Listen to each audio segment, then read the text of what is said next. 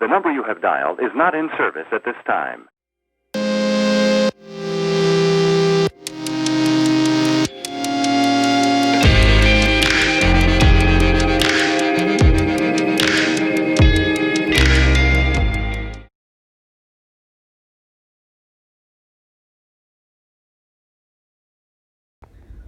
Getting ready to practice a little bit with the recording. That's Kristen right there. You've seen her in previous videos probably. This is what I am looking at.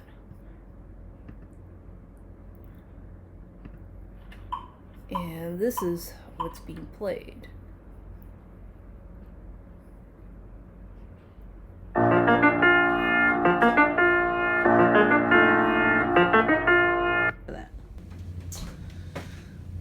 So I am going to get ready to practice the Schumann. When I take the time to record it, you'll see me with these headphones on. So I'll play along. Basically, I'm playing along with the pianist's recording. This is a pre-recorded performance. And the reason why we're doing this is because of the pandemic.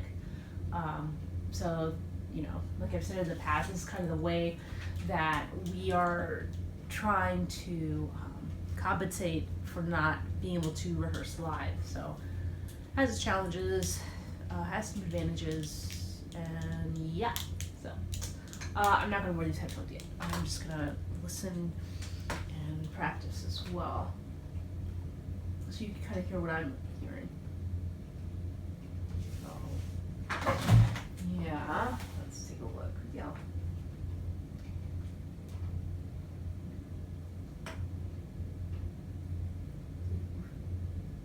So essentially, this is what I am looking at.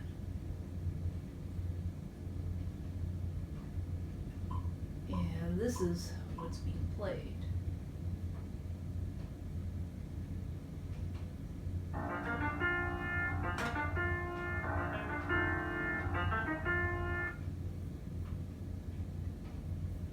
So, essentially I have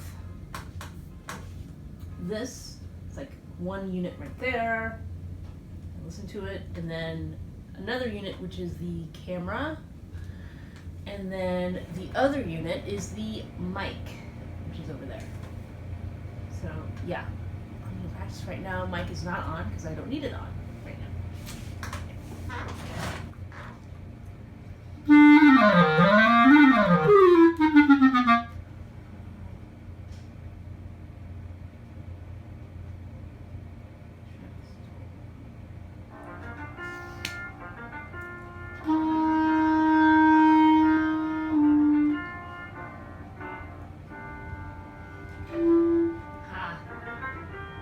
I don't think I counted that right.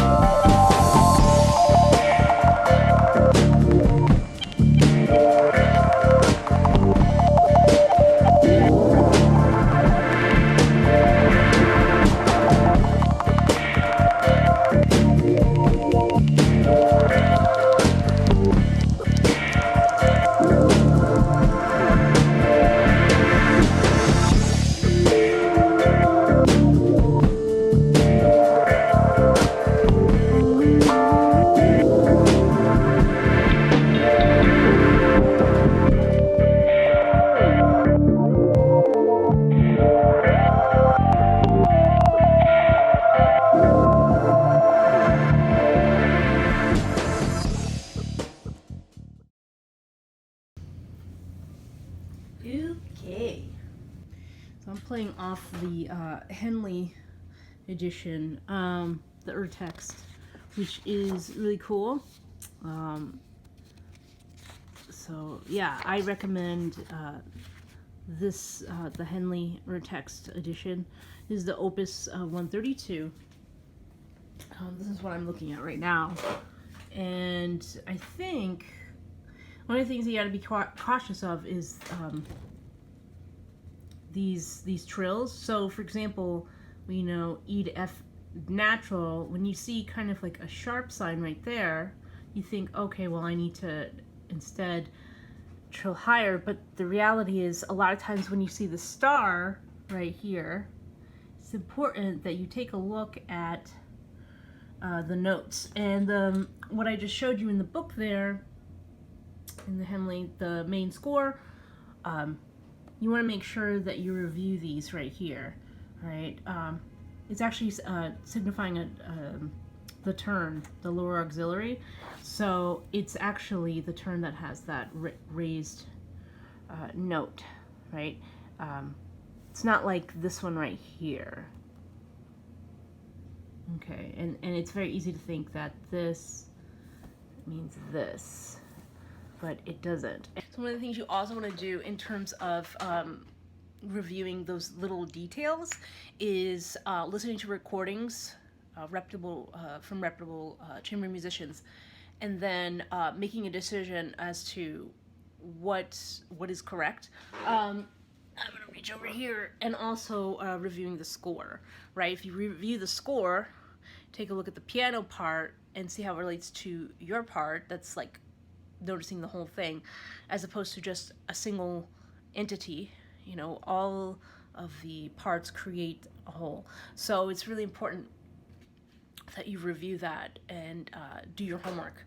So that involves looking at the score, reading the notes, listening to recordings as references, and sometimes even looking at historical texts, like for example, letters from the composer, things like that. So all of those things are really important. And then you incorporate that in your rehearsal. And in this case, because it is not live, it's really, really important to make sure that you're doing all of that ahead of time and communicating to your partners with that.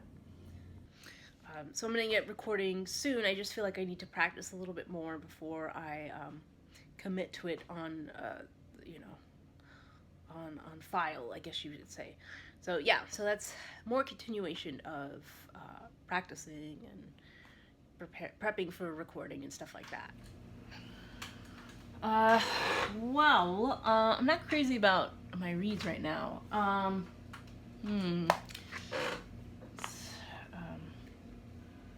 So I'll try something else, but I don't want to record if I don't like the reed. Adjust this a little bit. So,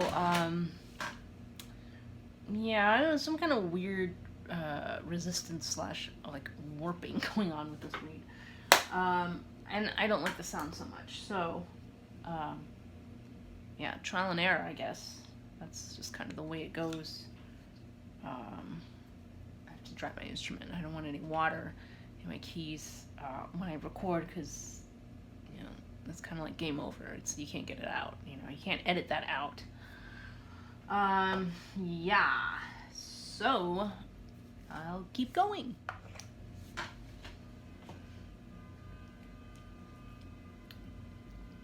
And the wider reed. Gosh, this is Zonda reed right here. I haven't played Zondas in a while. I mean, I have a couple in the, well, actually only one. One of them I basically just kind of gave out. I don't know. This tended to be a little lighter than what I was playing on earlier.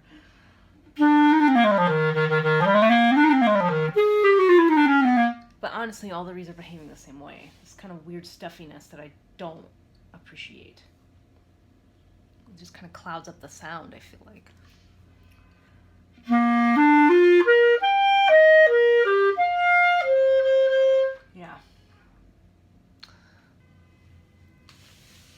Can you hear that honking? That's city life, right?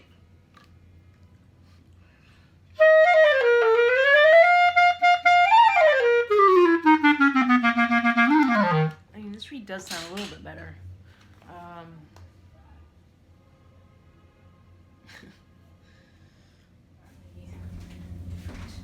Read. Basically, 0, 1, 2, 3. This is like the 4th time recording, and essentially, you want to evaluate what you're doing. You don't want to keep recording, and then it's not what you need. And the other thing is, any outside noise like that, you have to make sure that that doesn't get in the recording. So it's annoying, but yeah. Ready to survey the environment and see what is going on. I hear some keys jingling. Let's wait until that ends. Okay.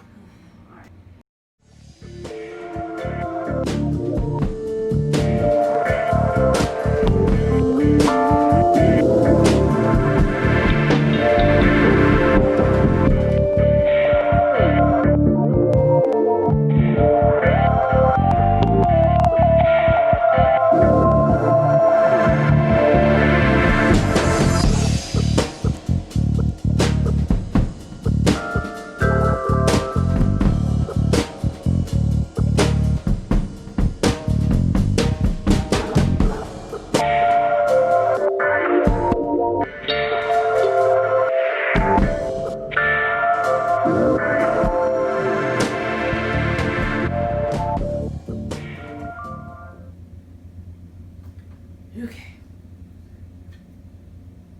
It's always that around the ending that this reed gets all weird. Alright. Yeah, my reeds are not going to change anytime soon, so I think that's enough for today. And hopefully I have something good. And if not, then I'll do some tomorrow. That's a wrap.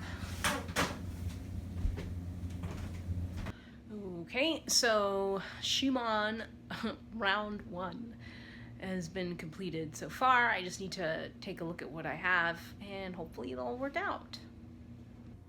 Okay, I'm gonna just download my stuff, the recording part. So there's the video and then there's obviously the audio aspect to it. ST0.